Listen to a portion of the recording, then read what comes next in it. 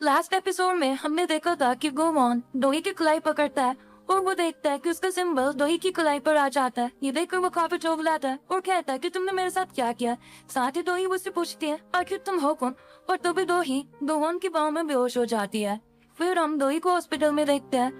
तभी उसे होश आता है और शीन उससे कहता है कि तुम ठीक तो हो ना। डोई कहता है कि मैं यहाँ पर क्या कर रही हूँ, और गोवॉन भी वहीं पर होता है। तो वो अपने हैंकी से डोई के सर साफ करने लगता है और कहता है कि फाइनली तुम्हें होश आ गया, मुझे तो तुम्हारी बहुत चिंता हो रही थी। उसे देखकर डोई काफी चौंक जाती है और कहते हैं कि तुम यहाँ पर क्या कर रही हो। तो शीन कहती है कि ये लड़का ही तुम्हें यहाँ पर लेकर आया है। फिर डोई कहते हैं कि मेरा बहुत सारा काम पेंडिंग पड़ा है, मैं यहाँ पर नहीं रह सकती। वो वहाँ से जाने लगता है, लेकिन गोवॉन उसे पकड़कर बेड पर लेटा देता है और कहता है कि तुम यहाँ से तब तक नहीं हिल सकती जब तक डॉक्टर नहीं कह देते कि तुम बिल्कुल ठीक हो। फिर देखकर शीन को लगता है कि मेरा यहाँ पर रहना सही नहीं है और वो वहाँ से बाहर चली जाती है। उसके जाने के बाद डोई गोवॉन को कहते हैं कि तुम मेरे साथ इतने अच्छे कब से हो गए। ये सुनते ही गोवॉन अपना हैंकी जोर से नीचे फेंकता है और कहता है तुमने कहा था ना कि अगर मैं तुम्हारे साथ रोड बिहेव करूंगा तो दूसरों को लगेगा कि मैं तुम्हारा एक्स बॉयफ्रेंड हूँ, इसलिए मैं दूसरों के सामने तुम्हारे साथ अच्छे से बिहेव कर रहा हूँ। तो डोई कहते हैं लेकिन अब जिस तरह से तुम मेरे साथ बिहेव कर रही हो ना, औरों को लग रहा है कि तुम मेरे बॉयफ्रेंड हो। तो गोवॉन कहता है कि अब इसमें तो मैं कुछ भी नहीं कर सकता। फिर गोवॉन उसे पूछता है वैसे कब तुम्हारी तबीयत ठीक है। तो डोई कहती है कि हाँ वैसे तो ठीक है, लेकिन मेरी बॉडी बहुत ही ज्यादा पेन कर रही है। और तब डोई देखते हैं कि उसकी रिस्ट पर वही सिंबल होता है, जिसे देखकर वो काफी चौंक जाते हैं। वो कहते हैं कि टैटू मेरे हाथ पर क्या कर रहा है। तो गोवॉन कहता है कि टैटू ये वॉर सिंबल है। तो डोई कहती है मुझे पसंद नहीं आ रहा है, और वो उसे रब करके मिटाने की कोशिश करते हैं, लेकिन वो देखते हैं कि ये तो रियल टैटू है। और फिर वो कहते हैं मुझे लगता है मुझे इसके ऊपर लेजर फिरवा देनी चाहिए। टैटू करवाने के लिए वहां से जाने ही रखते हैं, लेकिन गोवॉन उसे पकड़ लेता है और कहता है कि सिंबल को हाथ लगाने की कोशिश भी मत करना, तुम इसके साथ कुछ भी नहीं कर सकती।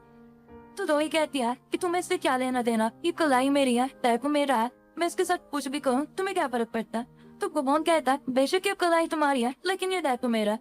डोई कहती है तुम्हारा दिमाग तो ठीक है ना, और वो दोनों टैटू के पीछे बहस करने लगते हैं।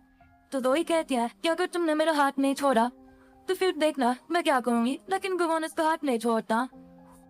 और डोही उसे स्लैप करने की कोशिश करती है, लेकिन गोवॉन डोही की कलाई के कांटेक्ट में होता है तो वो सिंबल की पावर से डोही के हाथ को रोक लेता है। और जैसे ही गोवॉन डोही का हाथ छोड़ता है वो पावर खत्म हो जाती है और डोही का थप्पड़ सीधा जाकर गोवॉन के फेस पर पड़ता है और गोवॉन बेड के दूसरी तरफ जाकर गिरता है और बेचारे के फेस पर डोही के हाथ का निशान भी छप जाता है। ये देखकर गोवॉन को काफी गुस्सा आता है और कहता है कि तुम मेरे साथ ऐसे कैसे कर सकती हो जबकि मैंने तुम्हारी जान बचाई है, उसके बाद भी तुमने मेरा सिंबल चोरी कर दिया। तो डोई कहती है क्या तुम मुझे चोर कह रही हो, और तुमने मेरी जान नहीं बचाई है बल्कि मैंने भी तुम्हारी जान बचाई है।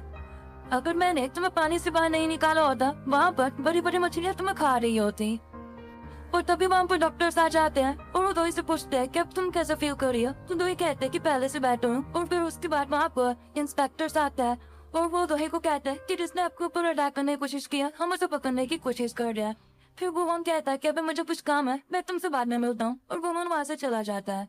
फिर हम मिस्टर पार्क को देखते हैं जो कि गोवॉन की जगह पर बैठकर गोवॉन की माई डायमंड बुक पढ़ रहा होता है, जिसमें लिखा होता है कि अगर डायमंड्स अपने ड्यूज कंप्लीट नहीं करते और वो सोल्स को कलेक्ट करने में फेल हो जाता है तो उनकी बॉडी जल जाते हैं, यानी कि धीरे धीरे वो गायब हो जाते हैं। अभी वहाँ पर गोवॉन आ जाता है और वो पार्क को कहता है मैंने तुमसे कितनी बार कहा है कि मेरी इस बुक को हाथ मत लगाया करो। तो वो कहता है कि मैं तुम्हारा सेक्रेटरी हूँ, इसे पढ़ने का हक मुझे भी है। तो गोवॉन कहता है कि बिल्कुल भी नहीं, और वो अपनी उस बुक को उसने लेकर लॉकर में रख देता है। और मिस्टर पार्क उससे कहता है कि अगर आप भी उसको कंप्लीट करने में फेल होते हो तो क्या आप सच में गायब हो जाओगे। इस पर गोवॉन कुछ भी नहीं कहता। तो मिस्टर पार्क उसे कहता है वैसे आपको कितना टाइम में कितने भी उसकी जरूरत होती है। तो गोवॉन कहता है कि इसके बारे में तो मुझे भी नहीं पता, इसलिए तो मैं इतना ज्यादा परेशान हूँ। और फिर वो उसे दोहे को बिजनेस कार्ड देता है और कहता है कि मुझे इसके बारे में सारी इन्फॉर्मेशन चाहिए। तो मिस्टर पार्क कहता है लेकिन ऐसा क्यों, कि कहीं आपको इनर्ट की पसंद तो नहीं आ गई है। तो गोवॉन कहता है कि ऐसा कुछ भी नहीं है, उसने मेरा सिंबल चोरी कर लिया है। ये सुनकर मिस्टर पार्क काफी चुप जाता है। गोवॉन कहता है कि क्या कुछ और भी ऐसा है जो कि अब आपके पास नहीं है। तो गोवॉन कहता है कि नहीं ऐसा तो कुछ भी नहीं है। और फिर मिस्टर पार्क गोवॉन के ऊपर पानी गिराने की कोशिश करता है और गोवॉन अपने पावर से रोकने की कोशिश करता है, लेकिन अब गोवॉन के पास पावर तो होती ही नहीं है और वो पानी गोवॉन के ऊपर गिर जाता है। तो मिस्टर पार्क हंसते हुए कहता है मतलब क्या अपनी पावर्स भी चले गई है। तो गोवॉन कहता है कि ऐसा कुछ भी नहीं है, मैंने अपनी पावर कुछ टाइम के लिए किसी और को दे दी है। मिस्टर पार्क कहता है कि क्या ये मेरी लड़की है। तो गोवॉन कहता है कि हाँ। फिर गोवॉन से कहता है कि मैं सोल कलेक्ट करने के लिए जाना। तो मिस्टर पार्क कहता है कि अभी तो आपके पास पावर भी नहीं है, तो फिर आप कैसे करोगे। तो गुवान कहता है कि मैं एक डायमंड हूँ जो कि 200 साल से सोल्स कलेक्ट कर रहा हूँ और अब सोल्स कलेक्ट करना मेरे दाएं हाथ का खेल है। लेकिन हम देखते हैं कि गुवान जब सोल कलेक्ट करने के लिए जाता है तो डू हवान गुवान को हिट कर देता है और गुवान उसे कह रहा होता है कि क्या तुम अपने कॉन्ट्रैक्ट के बारे में भूल गए, अब तुम्हें मरना पड़ेगा। लेकिन वो तो अपनी सोल देने के लिए मान ही नहीं रहा होता है। तो गुवान कहता है कि ठीक है, अगर तुम लड़ना ही चाहते हो तो यही सही, लेकिन एक एक करके मेरे पास आना। लेकिन वो तो सारे एकदम से गुवान के ऊपर अटैक करने की कोशिश करता है। स्टार्टिंग में तो गुवान सभी को उठा कर पटका होता है, लेकिन तभी वहाँ पर और भी बहुत सारे लोग आ जाते हैं और इतने सारे लोगों को देखकर गुवान खिड़की से नीचे कूद जाता है और वो मिडिल फिंगर दिखाते हुए कहता है कि तुम्हें बाद में देखूंगा। ये बोलकर वो गुस्से में वहाँ से चला जाता है। फिर हम शिन और दोई को देखता है और दोई देखती है कि उस गलत आर्टिकल की वजह से उनकी कंपनी को 60 बिलियन वॉन का नुकसान हो चुका है। और तभी दोई को याद आता है कि जब उस आदमी ने दोई को मारने की कोशिश की थी तो वो कह रहा था कि तुम्हें मैडम जो की वजह से मरना ही पड़ेगा। फिर सीन शिफ्ट होता है और हम पुलिस वालों को देखते हैं जो कि उसे किलर का स्केच निकला लेते हैं और फिर हम उसे किलर को देखते हैं जो कि अपने अड्डे पर होता है और उसने वहाँ पर कुछ लोगों की फोटोज लगाई हुई होती है और साथ ही वहाँ पर दोई की फोटो भी होती है। और तभी वो अपने फेस से मास्क उतारता है और वो बिल्कुल ही साइको टाइप लग रहा होता है। और तभी उसके घर के बाहर एक आदमी आता है और वो किलर को कहता है कि इस बिल्डिंग का मालिक मैं हूँ, लेकिन जिसने ये बिल्डिंग ली हुई है उसने मुझे रेंट ही नहीं दिया और नहीं वो मुझे दिखाई दे रहा है। तो किलर कहता है कि कोई बात नहीं, मैं डायरेक्टर को इस बारे में बता दूंगा। और तभी वो आदमी देख लेता है कि उस लड़के के हाथ में खून के निशान होते हैं। तो वो उससे पूछ लेता है कि तुम्हारे हाथ पर ये खून के निशान कैसे है। तो किलर कहता है कि ये खून के निशान नहीं है, बल्कि मैं एक एक्टर हूँ तो मैंने मेकअप किया हुआ है। और फिर वो उससे कहता है कि मेरे रूम में कुछ खराबी आ चुकी है, क्या आप उसे चेक कर सकते हो। तो वो कहता है कि ठीक है और वो उसे अपने साथ अंदर ले जाता है। फिर हम दोए को देखते हैं जो कि हॉस्पिटल में मैडम जो से मिलने के लिए जाते हैं और उसे पूछते हैं कि तुम ठीक तो हो ना। तो मैडम जो कहते हैं कि मैं बिल्कुल ठीक हूँ और मैं घर जाना चाहती हूँ। फिर वो मैडम जो को घर ले जाती है और मैडम जो वहाँ पर अपने प्लांट्स की देखभाल करने लगती है और दोई से पूछती है कि क्या कुछ ऐसा है जो कि आप मुझसे छुपा रही हो। ये सुनकर मैडम जो काफी चौंक तो जाती है और वो कहती है कि तुम मुझसे ये क्यों पूछ रही हो। तो दोई कहते हैं कि बस ऐसे ही। तो मैडम जो कहते हैं कि ऐसा कुछ भी नहीं है जो कि मैंने तुमसे छुपाया है, लेकिन उनकी शक्ल देखकर साफ साफ पता लग रहा था कि वो दोई से कुछ तो छुपा रही है। तो दोई कहते हैं कि हाँ आप सच्ची कह रही होगे और वैसे भी आपके अलावा मुझे किसी और पर भरोसा भी नहीं है। और तभी वहाँ पर शोकुन आ जाता है जो कि मैडम जो को भतीजा होता है और शोकुन मैडम जो को अर्निंग्स रिपोर्ट दिखाता है। फिर दोई और शोकुन दोनों वहाँ से डरने लगते हैं। तो मैडम जो कहते हैं कि तुम दोनों हमेशा बस काम ही करते रहते हो, तुम दोनों एक काम क्यों नहीं करते, दोनों शादी क्यों नहीं कर लेते। तो ये सुनकर दोई कहते हैं कि आप ये क्या बकवास कर रही हो। तो मैडम जो कहते हैं कि मैं क्या गलत कह रही हूँ और वैसे भी तुम्हारा ब्लड से इनके साथ कोई भी रिलेशन नहीं है और ना ही तुम हमारे फैमिली रजिस्टर में हो, तो तुम दोनों शादी कर सकती हो। तो दोई कहते हैं कि अभी मेरा शादी का कोई भी प्लान नहीं है और वो शोकुन को कहते हैं कि चलो चलते हैं, मैडम जो तो बस ऐसे बोलती रहती है। फिर वो दोनों बाहर आते हैं तो दोई शोकुन को कहती है कि क्या तुम अपनी गाड़ी लेकर आए हो या फिर तुम मेरे साथ चलना चाहोगे। तो शोकुन कह देता है कि मैं तो टैक्सी पर आया हूँ, लेकिन हम देखते हैं कि वो ड्राइव करके आया हुआ होता है और वो अपने की को बैग में डाल देता है और कहता है कि मैं तुम्हारे साथ ही चलूंगा। फिर उसके बाद हम उन सभी को गाड़ी में देखते हैं और शोकुन गाड़ी चला रहा होता है। उसके साइड वाली सीट पर शीन बैठी होती है और पीछे दोई बैठी होती है। और शोकुन तो बहुत ही ज्यादा निराश होता है क्योंकि वो तो दोई के साथ अकेला आना चाहता था, लेकिन यहाँ तो सब कुछ उल्टा ही हो जाता है। और फिर दोई शिन को कहने लगती है कि मुझे ऐसा लग रहा है जैसे कि मेरे सर पर गोवान का कर्जा चढ़ा हुआ है क्योंकि उसने मेरी जान भी बचाई है और साथ ही मैंने उसको लंच भी खराब कर दिया था, तो मैं उसे पे करना चाहती हूँ। तो यह सुनकर शोकुन कहता है क्यों गोवान कौन है। तो ही कहती है कि मैं उसके साथ ब्लाइंड डेट पर गई थी। और यह सुनकर शोकुन बहुत ही ज्यादा चौंक जाता है और वो जोर से ब्रेक मार देता है जिसकी वजह से शिन का सर जोर से नीचे पटकता है और उसके नाक से ब्लीडिंग भी होने लगती है। और फिर उसके बाद हम देखते हैं कि शिन ड्राइव कर रही होते हैं, वो काफी गुस्से में होते हैं और दोई और शोकुन पीछे बैठे होते हैं और शोकुन उसे कह रहा होता है कि मुझे माफ कर दो, उसे गलती से हो गया। तो शिन कहती है मुझे तो लगता है तुम्हारी बस की ड्राइविंग है ही नहीं। और दोई उसे कहते हैं कि तुम मेरी ब्लाइंड डेट की बात सुनकर इतने क्यों चौंक गए। तो शोकुन कहता है कि वो इसलिए क्योंकि मुझे नहीं लगता कि अभी तुम्हारी शादी की उम्र हो चुकी है और तुम्हें तो ब्लाइंड डेट पसंद भी नहीं है ना। तो दोई कहती है कि हाँ, लेकिन मैडम जो की वजह से मुझे ब्लाइंड डेट पर जाना पड़ा और मेरा भी शादी का कोई प्लान नहीं है। तो शोकुन कहता है कि मेरा भी कोई प्लान नहीं है। और फिर दोई देखते है कि शोकुन की टाई ढंग से बंधी हुई नहीं होती है, तो उसकी टाई को सही से सेट करती है। फिर हम मिस्टर पाक को देखते हैं जो कि दोई की सारी इन्फॉर्मेशन निकाल लेता है और वो गुवान को बता रहा होता है कि जब दोई 11 साल की थी तो बर्थडे वाले दिन उसके पेरेंट्स का कार एक्सीडेंट में डेथ हो गई थी और उसके बाद से मैडम जू ने दोही को अपने पास रख लिया और दोही के जितने भी बॉयफ्रेंड्स रही है, दोही के बिजी शेड्यूल की वजह से हमेशा उसको ब्रेकअप हो जाता था। और वो कहता है फिलहाल तो मुझे इसके बारे में इतना ही पता चला है। और वो गुवान को कहता है कि अब तुम क्या करने वाले हो। तो गुवान कहता है कि मैं उस लड़के को रिजाने की कोशिश करने वाला हूँ। फिर हम दोही को देखते हैं जो कि अपने एम्प्लॉय से मीटिंग कर रही होती है और वो उन्हें बताती है उस आर्टिकल की वजह से हमें काफी नुकसान हो गया है। और तभी वहाँ पर शीना आती है और वो दोही को सुयान के शेड्यूल के बारे में बताती है। और फिर दोही अपने एम्प्लॉयज को कहती है कि मैं इस प्रॉब्लम को सॉल्व करने के लिए जाने वाली हूँ। फिर हम सुयान को देखते हैं जो कि कपड़े खरीद रही होती है और वो अपने सेक्रेटरी को कह रही होती है मुझे लगता है कि उस आर्टिकल की वजह से दोही के ऊपर बहुत ज्यादा इम्पैक्ट पड़ा है। वो ये लगता है कि मुझे फ्लावर बुके देकर उसे कंफर्ट करना चाहिए। और वही पर दोही भी बैठी होती है और वो सुहान को कहते हैं कि इसकी जरूरत नहीं है। तो सुहान कहते हैं कि तुम यहाँ पे क्या कर रही हो। तो दोही उसे कहते हैं कि तुम्हारा गलत आर्टिकल की वजह से मेरा जो नुकसान हुआ है वो तो मैं फिर भी बैलेंस कर लूंगी, लेकिन अगर मैं तुम्हारी पर्सनल लाइफ को बाहर लेकर आ गई तो तुम पूरी तरह से बर्बाद हो जाओगी।